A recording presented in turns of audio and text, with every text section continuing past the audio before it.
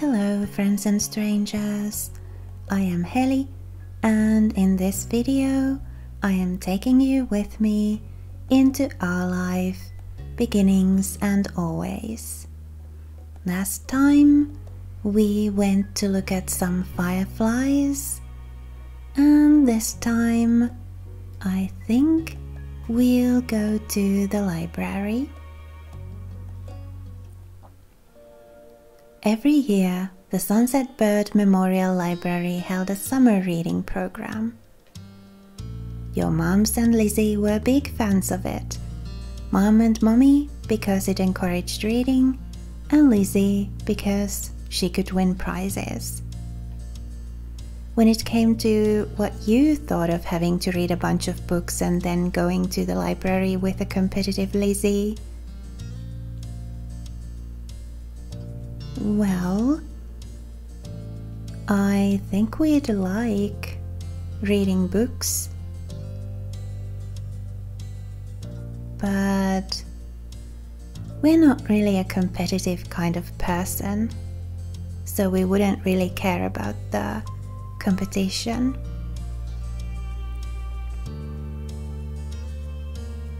You didn't really care. It was just something you did every year. You didn't question it much. When it was something you didn't care much about either way, you tended to just go along with your family. You and Lizzie went with Sheila before, and this year you'd brought Cove too. His dad had been so over the moon about Cove being included that he'd driven all four of you. You'd never been in Cove's dad's car before. It seemed a lot shinier than your mom's. After herding the group inside, Mr. Holden gave you all a wide wave with the arm that has a stingray on it. Have fun, kids. Stay inside of the librarians, you hear? I wish I could watch you in action, but your poor old dad has to go finish up some work. I got it. Though I'm sure that won't get in the way. Heck, I'd probably hold you kids back. There's pointedly no reply from his son over what was likely meant as only a joke. Cove's dad seems to deflate a bit. I'll swing around again when this shindig ends. Yeah, you can go home now. Aw. You don't have to throw me out the door. Your sister, already in full competition mode, cut him off. For once, Cove looked grateful she was there. Come on! We have to go find a table, Mr. Holden. You can talk to Cove after, when we win. Okay. See you in about an hour. Have fun. Did I say that already? My advanced age is really catching up to me now. Bye. Bye, Dad. Bye, son. The four of you watched him shuffle out of the library, glancing over his shoulder at Cove more than once. Bye. Bye, Mr. Holden. Thank you for bringing us. Thanks, Lizzie. I don't know what you're thanking me for. Are you copying Sheila? Distracted, Cove was already glancing around the gigantic library. I want to go explore. What? I said I want to go look around and see what's in here. But the quiz starts soon. That's why we came. Wide at the first signs of conflict, Sheila's eyes darted between Lizzie and Cove. Then you can do it without me, right? You don't need a bunch of people. Didn't your dad say to stay with the librarians? You shouldn't go somewhere by yourself. Cove leveled an unimpressed stare at the both of them. Then his eyes met yours.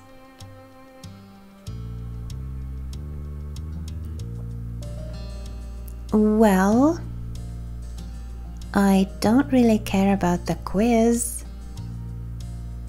And if we just go walk around a bit, I'm sure we'll still be within sight of the librarians.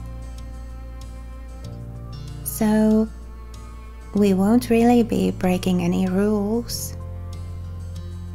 I'm gonna say Cove's idea is more fun. Seriously? Cove looked surprised, but happy at the same time. If you were going to be honest with yourself, it wasn't like you to outright do something you knew Lizzie would be mad about. Ugh, fine. Let's go, Sheila. Okay. Her arms folded, your sister stormed off. Sheila had to race to keep up with her. She cares a lot about that. Uh-huh. Sheila looks like a chihuahua trying to keep up with a horse.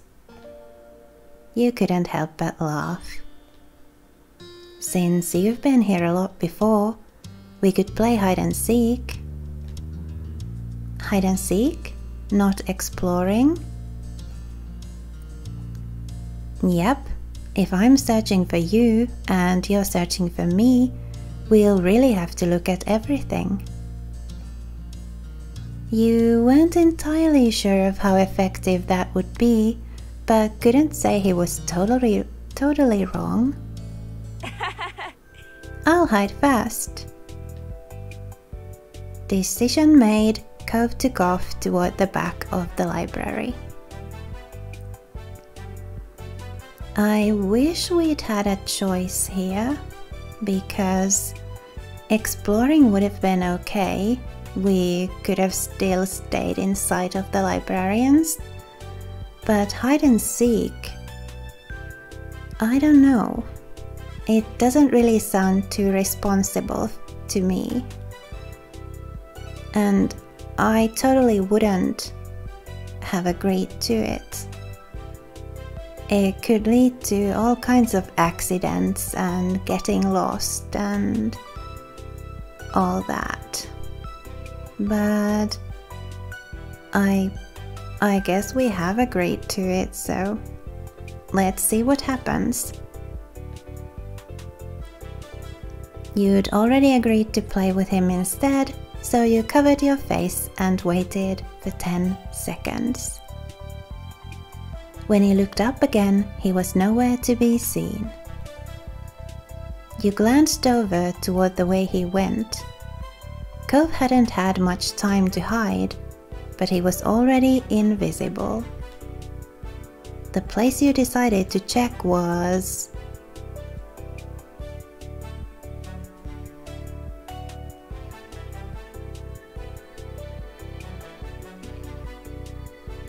the fairy tale display. Near the older kids section, there was a display with a bunch of fancy looking books. They were old copies of old stories. Leaning over the Hans Christian Andersen section, hand resting on the glass above where the Little Mermaid and Thumbelina books were, you peered into a tiny corner. And there was Cove, seemingly lost in thought. You waved to get his attention. Ah, I didn't think you'd find me so fast. Nice one. Well, thanks. He shrugged. It's just the truth. Okay. Your turn now. I'm gonna cover my eyes and count to 10. I promise I won't peek.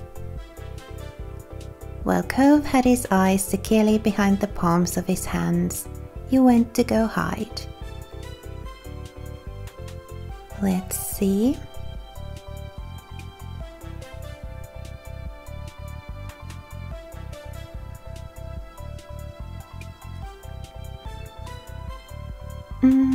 Fantasy section, please. You decided to hide from Cove in the fantasy section. He'd never really mentioned being interested in fantasy, so you had pretty good odds of hiding for a while there. If he didn't pay attention to it or read it much, he might just glance over it. And you were right, sort of. He left you waiting for a while, long enough that you eventually pushed yourself to your feet to stretch your legs. You won the round, but Cove wasn't even trying. Over the edge of a shelf, you saw him standing and staring at a bunch of books. You tapped him on the shoulder, and he spun around. Ah. Sorry. I was gonna come find you soon. It's alright. What's, You gestured at the shelf full of books and the one in his hand that had clearly been taking up all of his attention. They're the Narnia series. They have talking animals and a magic land and intense fights. And my mom used to read them with me. Oh. Her favorite one was Susan. You weren't sure what to do. You weren't sure what he would do. His mom was always a sensitive topic. But he tucked the book back on the shelf, and that was all. It was nice the memories made him happy instead of sad this time. Alright. It's my turn again. Start counting so I can go pick a spot. Okay. Cove darted off before you even had a chance to fully close your eyes. 1 Mississippi. When the time was up, he was long gone. Again. There were still a lot of good places to hide, so you figured he was...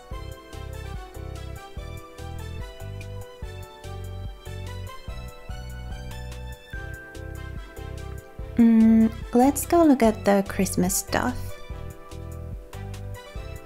The library had left all of their Christmas things out, tucked away in a corner for months. It was the perfect place to hide. And sure enough, as soon as you crouched down and peered behind the fuzzy green man with the word Grinch above his head, there Cove was. That was so fast. Me and Mr. Grinch were just getting settled. You looked at the gigantic, frowning doll. It seemed to be scowling at you, the way it did everybody all the time. All the littler kids are scared of him. So Sheila. I'm not surprised, I don't think. He is a little funny looking. Let's keep playing. I need to do good in at least one round. He put his hands over his eyes, but before you could run off again, a librarian approached the two of you. Ah, kids, I've been looking for you. Cove peeked between his fingers at the stranger. Us? You must be Cove. Your dad told me he was waiting by the entrance. Cove blinked, mouth opening like he was going to say something, then glanced down at his pink cast. It was a pretty clear giveaway. Sure. Is my sister Lizzie with him? She's taller than us and has orange hair. You're Hazel, right? You nodded. Phew, I found both of you at once. That's right, she's with him, and the little guy with freckles. Come on, let's go get you reunited so we can close up for the night. Ready to go home, you and Cove followed him up front, where the ragtag group of family members and Sheila were all waiting. Hey! There you are! She was pouting. You could tell from all the way across the room, and it was only that much more obvious as you got closer. Did you win? We came in second. Hey gang, I thought you'd have been with them the whole time, Cove. I'm glad you didn't just go off by yourself at least. Cove glanced over at you, then back up at his dad. Yeah. Me too. A broad smile spread over Mr. Holden's face. That's... Even so. Next time, you should... Cove? Cove? Cove's dad glanced around, slightly frantic. But Cove, just like always, had snuck off without thinking to say anything. He's leaving. Cove's trying to be the first one to the car. With a sudden burst of speed, Lizzie darted for the exit, still in Victor to be mode, even for something like a race to ride in the front seat. There was nothing else for the three of you to do except head after them, pretending the librarians hadn't noticed all the commotion. Though Lizzie had been victorious in claiming a window seat in the car, you could tell by her crossed arms and occasional pout that she still had not forgiven your betrayal. Cove hadn't been happy that she'd shot past him at the last second, and that he'd had to sit in the middle between you and Sheila. Did you say you came in second place? That's some good going. No. No, it's not. She levied another glare at you over her shoulder. Sure. Striving to improve is good too. That makes Hazel the winner in your family. You wriggled in your seat, hiding a smile behind your hands. What? Hazel kept finding me in our game. I lost. I could have done better if we had more time. Hide and seek with just you two? That doesn't even count as winning. Why? It's not special. There's no judges or prizes. You eyed the seat that she'd fought so hard to win. That wasn't much of a prize either. Dad. Yes? You could see Cove's dad's eyes in the rearview mirror, suddenly attentive at his son's call. We need a prize. Oh, as a matter of fact... Mr. Holden focused intently on the road ahead, as though a suitable reward to please Cove might appear before him. Right. The big thing on the flyer for this was the chance to get a free pizza coupon, wasn't it? How about I call up a takeout place and we can have pizza at home for dinner? Lizzie huffed, pulling her arms closer to her chest. Is Mom even gonna let you take a pizza from Mr. Holden? We'll see. I'll ask her. I'll talk to all of your moms about this. Pleased, you smiled as you stared out of the window at the scenery whizzing by. Thank you. Yeah, thanks, Dad. You're welcome. I do what I can. But you really should have stuck with the group. The quiz would have been fun. That was the plan when I dropped you off. We stayed together and didn't leave the library. I'm glad for that. Well, there's a lot of trouble you can get into, even if you do have a buddy along for the ride. Just be careful next time. I worry about you, and I bet Hazel's parents wouldn't want her to run off unexpectedly either. Okay, son? Okay. That's my boy. Now, enough guff from your old dad. Let's decide what kind of toppings we're gonna get. Pepperoni!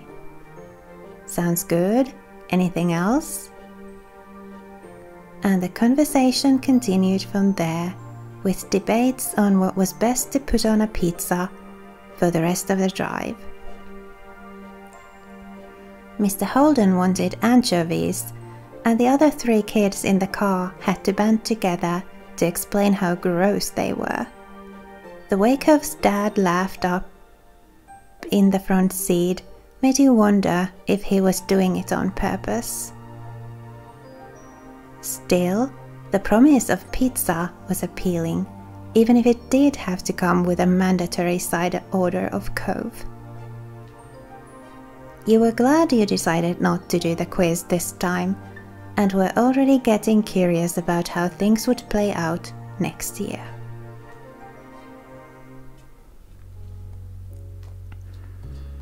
Alright, that was a visit to the library.